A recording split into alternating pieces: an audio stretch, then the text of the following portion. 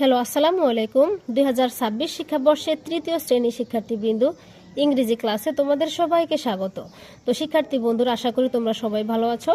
আজকে হাজির হয়ে গেলাম তোমাদের ইংরেজি বইয়ের ইউনিট 2 এর লেসন 4 নিয়ে। ইউনিট 2 এর লেসন 4 এ আছে একটি রাইম। রাইম মানে হচ্ছে কবিতা। কবিতাটির নাম হচ্ছে it's a happy house. It's মানে এটি, আ একটি, হ্যাপি অর্থ সুখী, হাউস অর্থ বাড়ি, এটি একটি সুখী বাড়ি। ইটস এ হাউস, এটি একটি বাড়ি। ইটস এ হ্যাপি হাউস, এটি একটি সুখী বাড়ি। ইটস এ হ্যাপি হাউস, এটি একটি সুখী বাড়ি। ক্যান ইউ সি, তুমি কি দেখতে পাচ্ছ?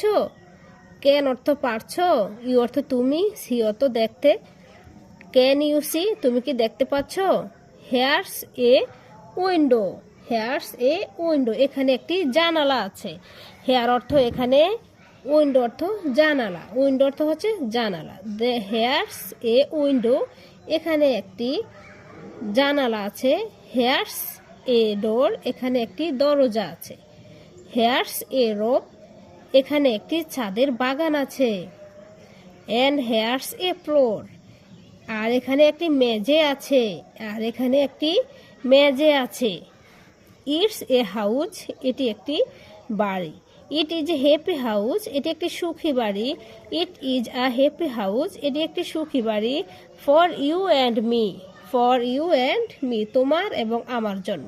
ফর অর্থ জন্য, ইউ অর্থ তোমার, অ্যান্ড অর্থ এবং, মি অর্থ আমার, এটি আমার এবং তোমার জন্য।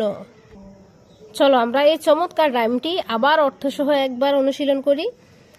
ইটস আ হ্যাপি হাউস, এটি একটি সুখী বাড়ি। ইটস আ হাউস, এটি একটি বাড়ি। ইটস আ হ্যাপি হাউস, এটি একটি সুখী বাড়ি। ইটস আ হ্যাপি হাউস, এটি একটি সুখী বাড়ি। ক্যান ইউ সি, তুমি কি দেখতে পাচ্ছ? হেয়ার্স এ উইন্ডো, একটি দরজা আছে, এখানে একটি দরজা, একটি জানালা আছে। হেয়ার্স এ ডোর, একটি দরজা আছে। হেয়ার্স এ রোফ, একটি ছাদ বাগান আছে। অ্যান্ড হেয়ার্স এ ফ্লোর, এবং একটি কি আছে? মেজে আছে। ইটস এ হাউস, এটি একটি বাড়ি। ইটস আ হ্যাপি হাউস, এটি একটি সুখী বাড়ি।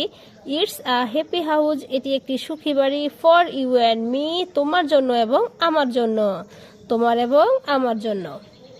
তারপর হচ্ছে অ্যাক্টিভিটি বি আছে, draw a house in your notebook. তোমার নোটবইয়ের মধ্যে এরকম একটা বাড়ি আঁকতে বলছে, এবং বাড়িগুলা এঁকে তারপর কি বলতে বলছে, এই ছড়াটা সুন্দর করে লিখতে বলা হয়েছে। তারপর অ্যাক্টিভিটি সি আছে, গ্রামার ফোকাস।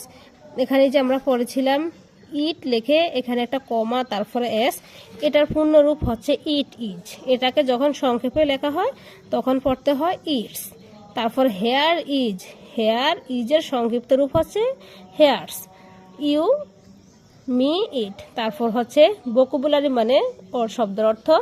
উইন্ডো অর্থ হচ্ছে জানালা, ডোর অর্থ দরজা, রূপ অর্থ ছাদ বাগান, ফ্লোর অর্থ মেজে, হাউস অর্থ বাড়ি, হ্যাপি অর্থ সুখী, হ্যাপি অর্থ সুখী। আমি শব্দের অর্থগুলো আবার বলছি। উইন্ডো অর্থ জানালা, ডোর অর্থ দরজা, রূপ অর্থ ছাদ বাগান, ফ্লোর অর্থ মেজে, হাউস অর্থ বাড়ি, হ্যাপি অর্থ সুখী। আজকে এ পর্যন্তই। ভালো থাকবে সবাই। আল্লাহ হাফেজ।